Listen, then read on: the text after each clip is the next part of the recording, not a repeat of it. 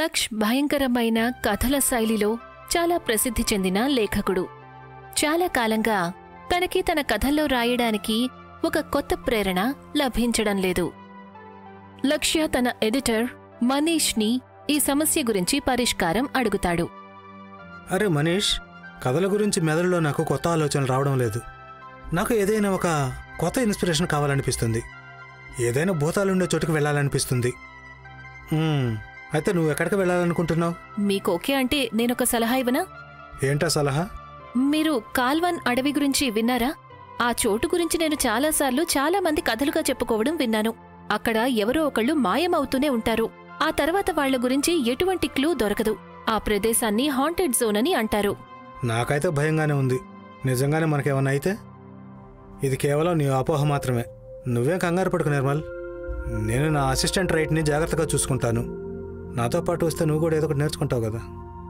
అయితే ఇదే ఫిక్స్. మనం అందరం రేపు కాల్వన్ అడవికి వెళుతున్నాం.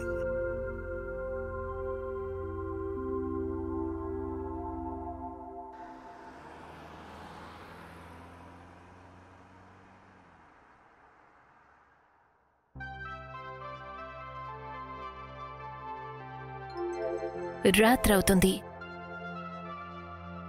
ఎంత నిశ్శబ్దంగా ఉంది ఇక్కడ. గాలి శబ్దం కూడా వినిపిస్తుంది. మనం ఇక్కడికి వచ్చి చాలా మంచి పని చేసాం.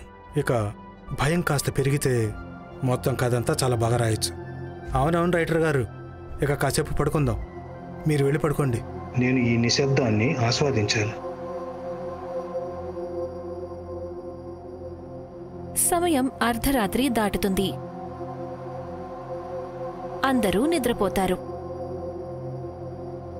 ఇక లక్ష్య భయంతో ప్రేరణను పొంది తన పుస్తకంలో రాయడం మొదలు పెడతాడు. అప్పుడే ఉన్నట్టుండి గాలి వల్ల చెట్లు కదిలినట్టు అనిపిస్తుంది. ఏవో శబ్దాలు వినిపిస్తాయి.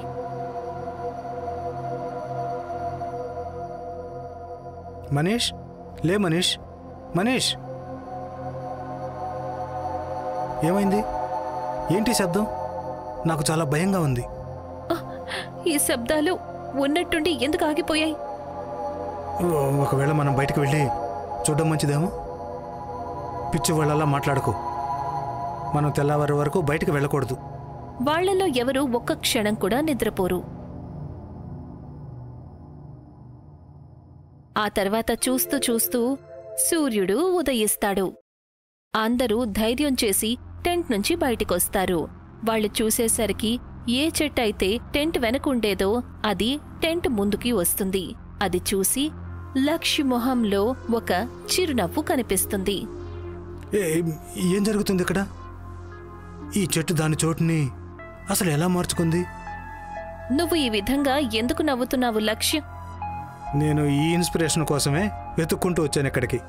ఈ భయం, భ్రమ, నిజం ఇంకా భయం మధ్య ఉన్న ఈ లైను చాలా బాగుంది. వీటన్నిటి కోసమే కదా మనం ఇక్కడ దాకా వచ్చాం. నేను వెళ్ళి రాసుకుంటాను. మీరు కాసేపు నన్ను విసిగించకండి, ఓకే? అరే, నువ్వెందుకలా సైకిల్లో మాట్లాడుతున్నావు? మేమంతా ఇక్కడ భయంతో వణికిపోతున్నాం. కానీ నువ్వేమో ఛీ, నీతో ఏదైనా చెప్పడం కూడా అనవసరమే. మేము ఇక్కడి నుంచి బయలుదేరుతున్నాం. ఇప్పటికిప్పుడే ఇక్కడి నుంచి బయలుదేరుతున్నాం. లేదు లేదు, మనం ఇవాళ కూడా ఇక్కడే ఉండాలి. నా కథల కోసం ఇటువంటి ప్రేరణ మళ్ళీ ఎప్పుడు దొరుకుతుందో ఏమో తెలియదు. నేను ఇక్కడ ఉన్నాను. మీరు ఈ పిక్చర్ రైటర్తో ఉండాలనుకుంటే ఉండండి. నా వయసు కంటే నీ వయసు పెద్దది కోమల్. పైగా నువ్వు నా అసిస్టెంట్వి. ఒకవేళ జీవితంలో పేరు సంపాదించాలనుకుంటే ఇక్కడే ఉండు. మనీష్, నీకు కూడా తెలుసు కదా, ఒకవేళ సరైన కథ సరైన సమయానికి అందించకపోతే నీ పరిస్థితి ఏమవుతుందో. అందుకని ఏ ప్రశ్నలు అడగకుండా ఇంకొక రాత్రికి నాతోనే ఉండండి. సరే, నువ్వు చెప్పినట్టే చేస్తాను. కానీ ఇంకొక రోజే. ఆ తర్వాత నన్ను జాబ్లో నుంచి తీసేసినా సరే నేను మాత్రం ఇక్కడ ఉన్నాను. లక్ష్య తన పుస్తకాన్ని బయటికి తీసి రెడ్ పెన్తో ఎంతో వేగంగా రాయటం మొదలు పెడతాడు. మనీష్, నిర్మల్ ఇంకా వంశీకి ఇంకా అక్కడ ఏం జరుగుతోందో అర్థం కాలేదు. వాళ్లందరూ లక్ష్య విచిత్రమైన ప్రవర్తన చూసి వాళ్ల భయం రెట్టింపవుతుంది. చూస్తూ చూస్తూ నల్లని రాత్రి మళ్లీ కమ్ముకుంటుంది. నాకిక్కడ చాలా భయంగా ఉంది. రాత్రి అవుతుంది. ఒకవేళ ఏమైందంటే అప్పుడు? ఇవాళ రాత్రి ఎలాగోలా గడిస్తే చాలు. నువ్వు ఏడవద్దు, నేనున్నాను కదా. మనం టెంట్ నుంచి బయటికి వెళ్ళకూడదు. ఈ అడవంతా చాలా రహస్యమయంగా భయంకరంగా ఉంది. ఇక్కడ గాలి వీచడం లేదు, ఒక జంతువు కూడా కనిపించడం లేదు. నిన్న రాత్రంతా బయటకు కూడా వెళ్ళలేదు. అయినా సరే ఎంత భయం వేసిందో. ఒకవేళ నేను బయటికి వెళ్ళొస్తే అప్పుడు భయం అనేది ఉండనే ఉండదు. నువ్వు మళ్ళీ అలాగే మాట్లాడుతున్నావు లక్ష్య. మనం బయటికి ఎక్కడికి వెళ్ళకూడదు, ఇక్కడే ఉండాలి. అయితే ఇక్కడే ఉండు. నేను ఒంటరిగానే వెళ్ళాలనుకుంటున్నాను. ఈ అద్భుతమైన ఫీలింగ్ని నేను పూర్తిగా ఆస్వాదించాలనుకుంటున్నాను. ఆ చెట్టు తన చోటుని మార్చుకోవడం గురించి చెప్పాలంటే అది కేవలం మన భ్రమ మాత్రమే. మనీష్, ప్లీజ్ తనని ఆపండి. లక్ష్య కొంత దూరం అడవిలోకి వెళ్తాడు. తన మొహంలో భయమైతే ఉంది, కాని ఒక చిరునవ్వు కూడా ఉంది. అక్కడ తన కథకి సంబంధించి ఏదో దొరికింది అన్నట్టు. ఇక్కడ అసలు ఎవరూ లేరే. గంట సేపటి నుంచి నేను ఇలానే నడుస్తూనే ఉన్నాను. కానీ ఇక్కడ గాలిలో ఏదో ఉంది. అది ఎముకలను కూడా వణికిస్తుంది.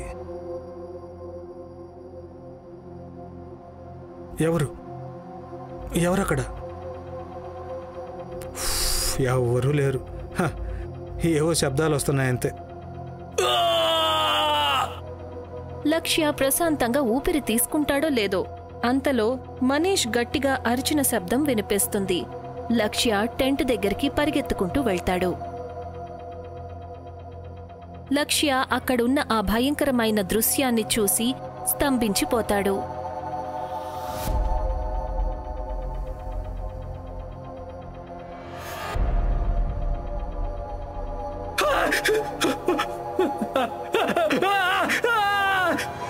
తన ఎదురుగా మనీష్ని ఆ పరిస్థితుల్లో చనిపోవడం చూసి లక్ష్య అక్కడ్నుంచి భయపడి పారిపోతాడు. తను వెళ్లిన చోట కనీసం ఒక్క చెట్టు కూడా కనిపించలేదు. అక్కడికి వెళ్లి కాసేపు నిలబడతాడు. తను ఊపిరిని తీసుకుంటాడు.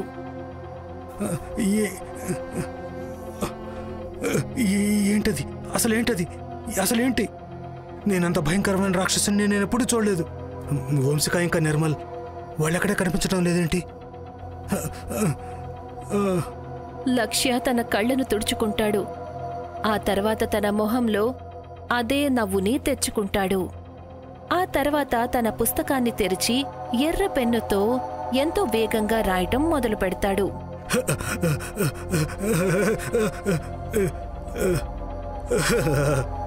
మనీష్, నీ మరణం వృధాగా పోలేదు. నీ మరణం ఇప్పుడు నాకొక కొత్త ప్రేరణనిచ్చింది. ఈ కథ వల్ల నువ్వు నీ ప్రాణాలను కోల్పోయావు. దానికి నేను నీకు ఎంతో కృతజ్ఞుణ్ణి. లక్ష్య తన కథలో మునిగిపోయుంటాడు. అంతలో తనకి ఒక శబ్దం వినిపిస్తుంది.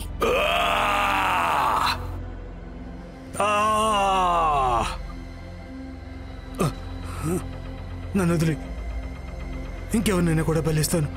బోలేడంత మందిని. నాకింకా 2 స్నేహితులు ఉన్నారు. నువ్వు వాళ్ళని కూడా చంపేయచ్చు.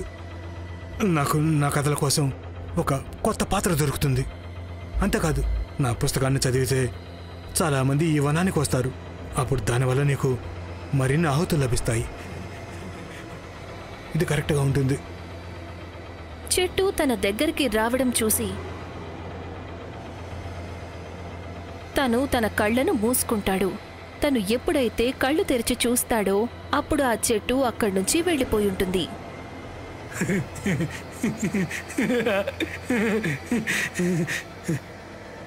నిర్మల్ ఇంకా వంశిక ఏదో ఒక విధంగా ఆ టెంట్ దగ్గర నుంచి తప్పించుకుని వెళ్తారు. వాళ్ళిద్దరూ కూడా ఒక చోటికి వెళ్లి ప్రశాంతంగా ఊపిరి తీసుకుంటారు. మనీష్ వల్లనే మనం మన ప్రాణాలను కాపాడుకోగలిగాము. వంశిక, నువ్వు ధైర్యం తెచ్చుకో. ఇక్కడి నుంచి మనం బయటికి వెళ్ళిపోదాం. మనీష్ ఏదైతే అవకాశం ఇచ్చాడో దాన్ని వృధా చేసుకోకూడదు. ఇదంతా ఎలా జరిగిందో నాకు తెలియడం లేదు. అంత భయంకరమైన రాక్షసుడా! ఒకవేళ నాకు ముందే తెలిస్తే నేనిక్కడికి రావాలనే ఆలోచన చెప్పేదాన్నే కాదు. లక్ష్య ఈ అడవిలో ఒంటరిగా ఎలా ఉంటాడు? తెలియదు.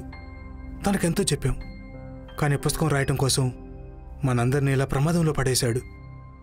అప్పుడే వాళ్ళకి ఉన్నట్టుండి పొదలు కదిలిన శబ్దం వినిపిస్తుంది. ఎవరక్కడ? అరే, నేనే. లక్ష్య, నువ్వు బ్రతికే ఉన్నావా? భగవంతుడికి కోటి కోటి ధన్యవాదాలు. నువ్వు మమ్మల్ని ఎలా వెతికి పట్టుకున్నావు? నేను కూలిపోయిన టెంట్ను చూశాను. కాసేపు మీ అందరి కోసం వెతికాను. ఆ తర్వాత నాకు ఇక్కడ మీరు కనిపించారు. అందుకే మీ వెనక ఎక్కడికి వచ్చాను. మనిషి ఎక్కడ? మనీషిక మిగల్లేదు. తనని ఆ రాక్షసుడు చంపేశాడు. మేమిద్దరం తప్పించుకునే అవకాశం కల్పించడం కోసం తన ప్రాణాలు కోల్పోయాడు. ఏంటి, ఇదెలా సాధ్యమవుతుంది? మనీష్ నా ఫ్రెండ్. ఇక మనం ఈ అడవిలో ఒక క్షణం కూడా ఉండకూడదు. ఇక్కడి నుంచి వెంటనే పారిపోదాం. పదండి. కానీ ఈ దారి అడవి దారి కదా. మరి నువ్వు ఇటువైపు ఎందుకు తీసుకెళ్తున్నావు? సైలెంట్గా నా వెనకనే రండి. మాట్లాడొద్దు. మన దగ్గర టైం ఎక్కువ లేదు. ఇది షార్ట్కట్ దారి. నా వెనకే రండి. నిర్మల్ ఇంకా వంశిక లక్ష్య వెనకాలే వెళ్తూ ఉంటారు. లక్ష్య వాళ్లని ఒక్క చెట్టు కూడా లేని అదే చోటికి తీసుకుని వెళ్తాడు. నిర్మల్ ఇంకా వంశికాకి కాస్త ప్రశాంతంగా అనిపిస్తుంది. అంతలో లక్ష్య ఆగుతాడు. లక్ష్య, నువ్వెందుకు ఆగావు? మనం అక్కడి నుంచి బయటపడ్డట్టేనా? అసలు మనకి అడవి నుంచి విముక్తి ఎప్పుడు లభిస్తుంది? నువ్వెందుకు సైలెంట్గా ఉన్నావు లక్ష్య? ఎందుకు మాట్లాడటం లేదు? మనం బయటపడ్డట్టేనా? బయటపడ్డట్టే.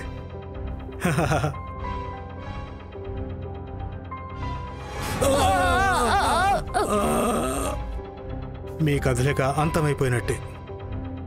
లక్ష్య తన మొహంలో ఒక రకమైన చిరునవ్వుతో వాళ్ళిద్దరినీ మింగేసే దృష్టితో చూస్తూ ఉంటాడు. వంశిక ఇంకా నిర్మల్ వాళ్లని మోసం చేశాడని అర్థం చేసుకుని లక్ష్య వైపు ఎంతో దిగులుగా చూస్తూ ఉంటారు. వంశిక కళ్లల్లో నుంచి ఒక కన్నీటి బొట్టు పడుతుంది. తను లక్ష్య చేతివైపు చూసి నవ్వుతుంది. లక్ష్య ఆ విషయాన్ని అర్థం చేసుకోలేకపోతాడు. ఆ తర్వాత తను ఎంతో ఆతృతగా తన పుస్తకాన్ని తెరుస్తాడు. ఆ తర్వాత రెడ్ పెన్తో రాయడం మొదలు పెడతాడు. ఈ శీర్షిక పేరు అంత్యేష్టి, అంటే అంతిమయాత్ర.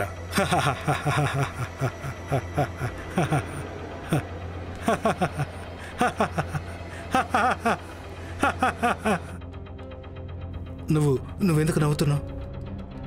లక్ష్య తన కుడి చేతిని చూసుకుంటాడు.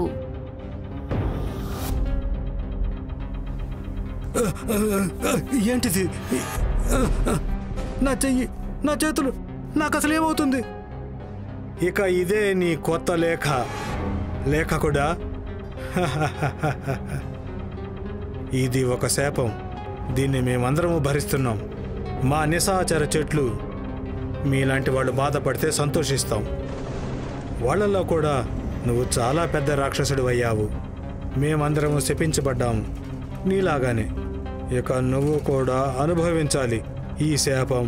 ఈ అడవిలో అంతం నుండి అనంతం వరకు.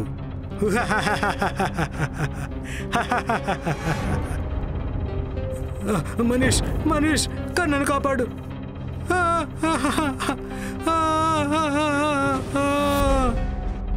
లక్ష్య తను తన స్నేహితులందరినీ కూడా ఆహుతిచ్చాడు, ఒక కథను రాయాలి అనే ప్రేరణ కోసం. కాని ఇప్పుడు తన పిలుపు, నీచమైన నవ్వు నెమ్మది నెమ్మదిగా ఆ అడవి నిశ్శబ్దంలో మాయమైపోయింది. వృక్షవనంలో మళ్లీ ఒక నిశ్శబ్దం కమ్ముకుంది.